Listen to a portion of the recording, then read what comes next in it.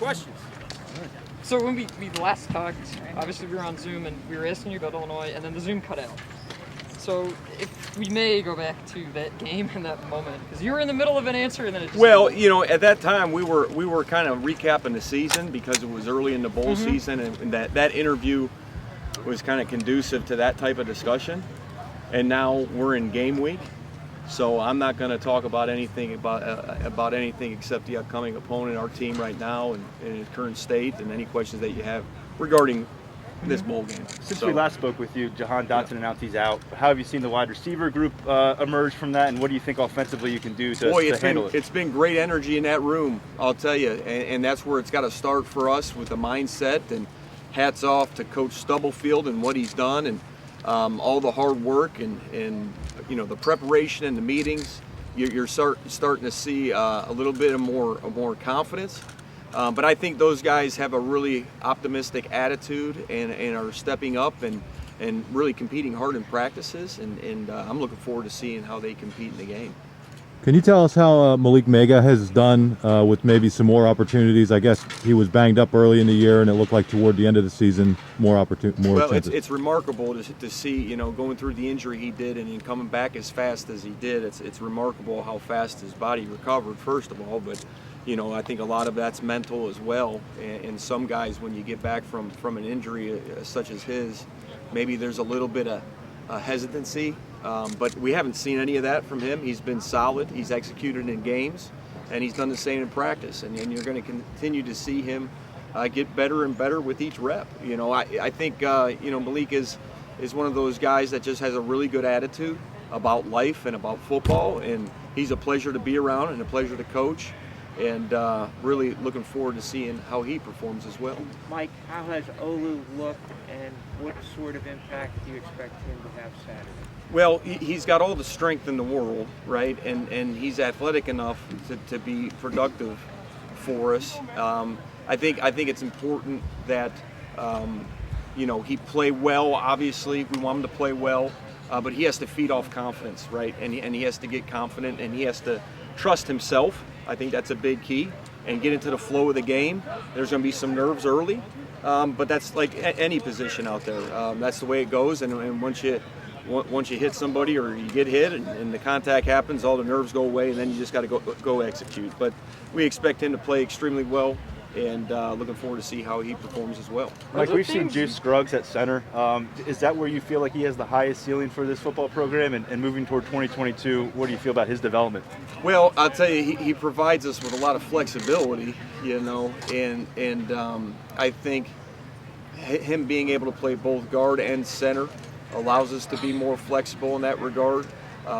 You know, where's his highest ceiling? I don't know if that's at center or if that's at guard, but I know this. Playing center is the most healthy thing for his development, because he has to process more mentally. He has to take charge. He has to make calls for us up front, and that's going to help in his development, whether it's for the next level or going into next season. Do you think long-term Caden is kind of better suited at tackle or guard? Like, have you guys kind of thought through that, or? You know, he's been at tackle for us, and I've never really contemplated we need him to play tackle, so that's really never entered my brain, so to speak. We need him to play tackle. How is Christian taking advantage of the bowl practices? Christian Bayou? Yeah. You know, like all of our players, you know, you go out there and you perform, and it's an opportunity to get better. How important is it going to be to have Sean Clifford back for a second season? Well, I think it's very important. You know, I think it's important for his development, and being second year in the system. I think you're going to see a lot more growth from him. Having his leadership around, his work ethic, tremendous impact on the overall team. And then you talk about just the impact it has on the quarterback room. You know, with two young quarterbacks coming in, and kind of those guys get, you know, exposed to see how he handles everything and get to learn from him. You know, that's the best way you can learn, is just trying to model somebody's behavior.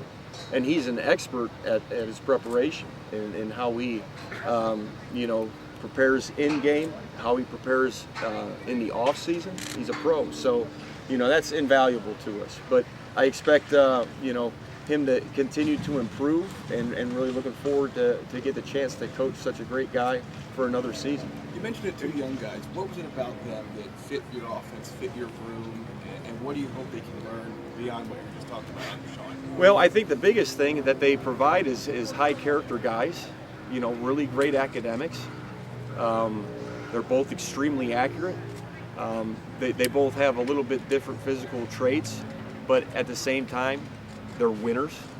They're proven winners. They've been coached extremely well at the high school level, which really helps, which I think is really important. Both come from great families, good high school systems, great schools, and both are both obviously in the state, which is critical. But then being able to stay in our footprint with Drew is also important as well. So being regional, I think, helps. The supporting cast around them, the consistency.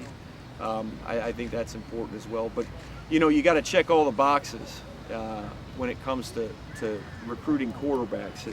It's not easy, and you got to try to see between the lines and see how they process. So from the mental standpoint, from the character standpoint, from the physical standpoint, those guys check the boxes, and to get 2 of them in the same class speaks volumes to how we recruited as a whole. It takes a village, and we've got a tremendous recruiting department. Coach Franklin's an awesome recruiter, so for us to get both of those guys is awesome, and it speaks volumes on the recruiting. However, it speaks volumes on their love for Penn State University. They want to be here bad. That means a lot, and that's special to have that. I know this fan base is going to embrace them, and it's going to be wonderful to see those guys enter the room and see what they can provide this spring. Mike, is there anything that you've done in these bowl practices in particular to maybe inject a little bit more juice into the running game? We're always looking to inject more juice into the running game, obviously. We know that's an area that we have to improve upon, and we're working really hard daily on getting that done. Mike, in what specific ways have you seen Parker and Keandre fill the leadership void receiver without John? I think those guys are doing a great job of really staying true to who they are. I think some of the worst things you can do as a player is try to be something that you're not, right? You feel a little bit of extra pressure, and then you may say something where it's just not natural. Those guys are natural. They're who they are. They feel comfortable in their own skin. They're doing a great job of getting great effort on the practice field, and that's the most important thing about leadership. I think the vocal thing will continue to come. But heck, I was out there in pre-practice, and Parker was joking around, had the whole receiver group out there, and I heard him speak more in pre-practice than I think I did my whole year with him. But he's coming out of his shell, and he's a wonderful young man. And, really appreciate both of those guys. How do you evaluate where Landon Tengwall is right now? All the defensive losses, does that affect the offensive preparation? I mean, knowing you're going to have some more inexperience on defense, do you guys have to outscore them? Well, you have to outscore everybody that you play. If you don't, that's not going to be good. I'm with you, though. I hear what you're saying.